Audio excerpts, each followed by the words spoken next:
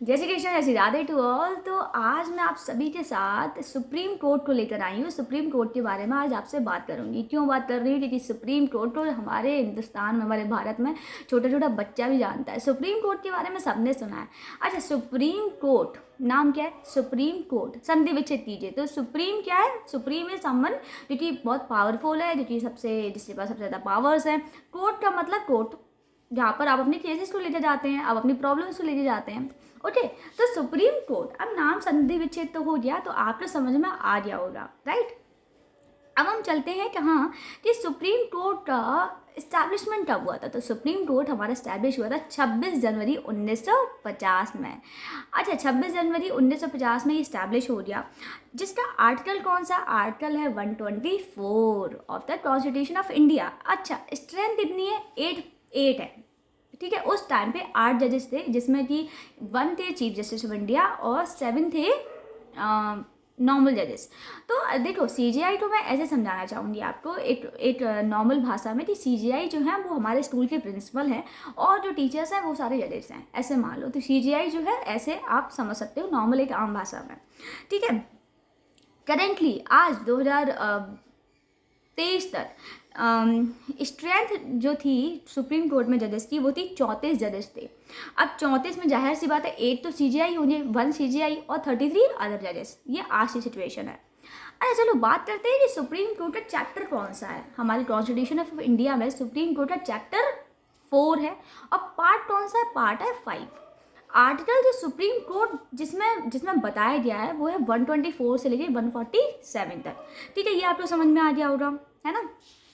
अच्छा, सबसे बड़ी बात है कि सुप्रीम कोर्ट सीजीआई को या और जजेस को अपॉइंटमेंट कौन करता है? तो अपॉइंटमेंट करते हैं प्रेसिडेंट जी हमारे। और इस समारोह होता है जहाँ पर सारे जजेस आते हैं और उनको मालाएं वालाएं पहना के उनको दिया जाता है और बिल्कुल उनको अपॉइंटमेंट उनका बढ़िया तरीके से होता है ना। चलिए, अच्छा एक बात बताइए कि सुप्रीम कोर्ट, जब मैं इतना सुप्रीम बोल रही हूँ तो जाहिर सी बात है सुप्रीम है क्यों? इसके पास कुछ तो ऐसा होगा जिस वजह से ये हमारी कॉन्स्टिट्यूशन ने इसको सुप्रीम बोला है। तो ये है भाई, पावर्स हैं, देखते हैं, चलो बात करते हैं। और तो पहला क्या? Original jurisdiction. ओरिजिनल जुरिडिक्शन का मतलब क्या है? ओरिजिनल है भाई, रिमेट नहीं है। क्या है? ओरिजिनल है।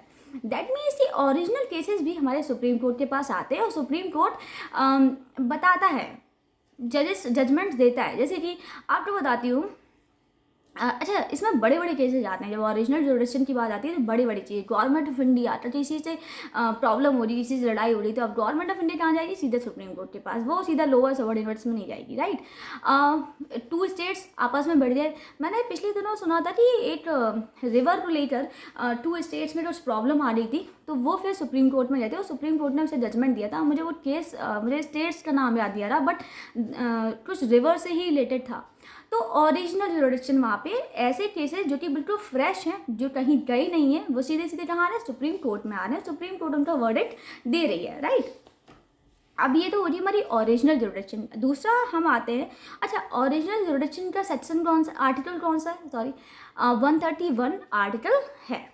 अब आते हैं रिट जुरिडिक्शन पे। रिट जुरिडिक्शन में क्या है कि रिट जुरिडिक्शन में कि ऐसे मान लीजिए, देखिए, हर एक हिंदुस्तानी के पास, हर एक हमारे भारत के नागरिक के पास क्या है?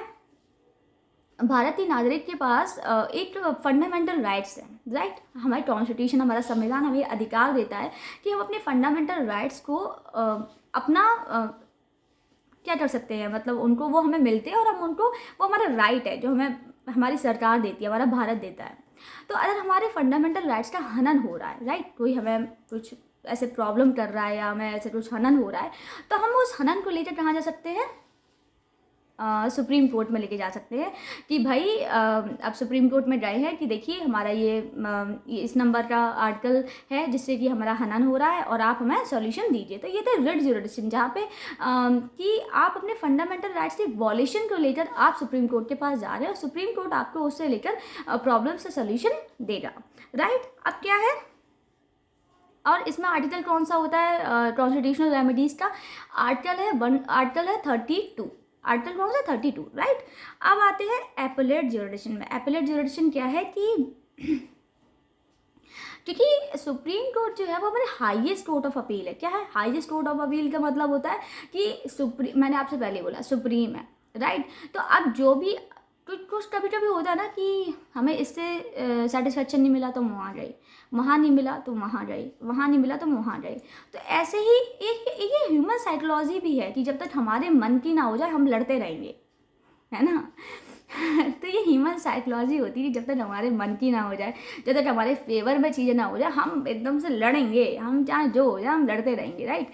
तो ऐसे ही हमारे भारतीय नागरिक जिनको लोवेस्ट कोर्ट से सेटिस्फेक्शन नहीं मिलता, फिर वो जाते हैं स्टेट लेवल पे, उनको स्टेट से भी नहीं मिला, हाई कोर्ट से भी नहीं मिला, फिर वो गए सीधा सुप्रीम कोर्ट के पास, और सुप्रीम कोर्ट के पास जाकर उन्होंने अपनी याचना दी। तो अगर उनकी याचना की सुनवाई करी सुप्रीम कोर्ट ने तो वेल एंड गुड है, नहीं तो वो लास्ट है, फिर उसके बाद आप कहीं नहीं जा सकते। हमारे भारतीय नागरिक के पास सबसे लास्ट कौन है? सुप्रीम कोर्ट, सुप्रीम कोर्ट, और वहाँ के बाद उनके पास कोई ऑप्शन नहीं है, राइट। समझ में आ गया। अब आ गया है एडवाइजरी जुरिडिक्शन। एडवाइजरी जुरिडिक्शन में क्या है कि भाई सुप्रीम कोर्ट के जो जजेस हैं, आप देखिए इतने पढ़े लिखे होते हैं, और देयर इज़ एक एज भी होती है, सर्टेन एज होती है जहाँ पर आप तभी सुप्रीम कोर्ट के जजेस बन सकते हैं। आप उसके बाद ये कह दीजिए आप 30 साल में बन जाए, नहीं बन सकते आप, है ना। There certain age limit. तो क्या है कि जब एक पर्टिकुलर एज पर आप बनते हैं और इतनी मैच्योरिटी है, इतनी पढ़ाई है, इतना एक्सपीरियंस है, तो जो सुप्रीम कोर्ट के जजेस होते हैं दे आर वेल एजुकेटेड, है ना, वेल एजुकेटेड है वो। और तो अब जाहिर सी बात है वो वेल एजुकेटेड है तो क्या हो रहा, तो फिर उनको जो हमारे प्रेसिडेंट जी हैं, जो हमारे प्राइम मिनिस्टर जी हैं, जब कंट्री में कोई भी प्रॉब्लम आ रही है तो वो उनको एडवाइस करते हैं। क्या करते हैं? वो एडवाइस करते हैं कि आप कोई भी प्रॉब्लम आ रही कंट्री में, तो फटाफट उन्होंने सुप्रीम कोर्ट के जजेस को बुलाया और उन्होंने एक एडवाइस दिया जजेस ने कि हाँ भाई इस प्रॉब्लम में ये सोल्यूशन हो सकता है। तो हमारे जो जजेस हैं हिंदुस्तान के, भारत के, तो वो हमारी जो ये बड़े बड़े जो पोजीशंस पावर्स पर लोग बैठे हुए हैं, जैसे कंट्री चल रही है, उनको एडवाइस करने का भी काम करते हैं, ठीक है। अब रिव्यू जुरिडिक्शन में क्या है कि जो सुप्रीम कोर्ट है क्या होता है, कभी कभी अपनी ही चीज़ों को रिव्यू करते हैं। जैसे कि अब आपको एक बात बोलती हूँ मैं कि समय के साथ चीज़ें बदलती हैं। जैसे कि एक बात बताइए, क्या जो 2010 में हो रहा था क्या वो 2020 में हुआ? जो 2020 में हुआ क्या वो 2030 में भी हो रहा? नहीं, समय के साथ चीज़ें बदलती है। तो सुप्रीम कोर्ट भी कहता है भाई जो हमने 2010 में बोला था वो उस समय के अनुसार बोला था, हम 2020 में जो बोल रहे हैं वो इस समय के अनुसार बोलेंगे, और ज़रूरी नहीं है। टाइम चेंज होता है, हमारी सबकी फिलॉसफीज भी बदलती हैं, सब कुछ बदलता है, एवरीथिंग इज चेंजिंग। तो कहते हैं ना change is the only constant, right. तो उस टाइम पे जो हो रहा था वो उस समय के अनुसार हमने बता दिया, अब जो इस टाइम पे हो रहा है वो इस समय के अनुसार बात करेंगे। तो सुप्रीम कोर्ट कहता है कि मैं अपने जो जजमेंट दिया है हम उसकी भी रिव्यू कर सकते हैं, मैं उसको भी रिव्यू कर सकता हूँ और टाइम के साथ उन चीज़ों को बदल भी सकता हूँ, ठीक है।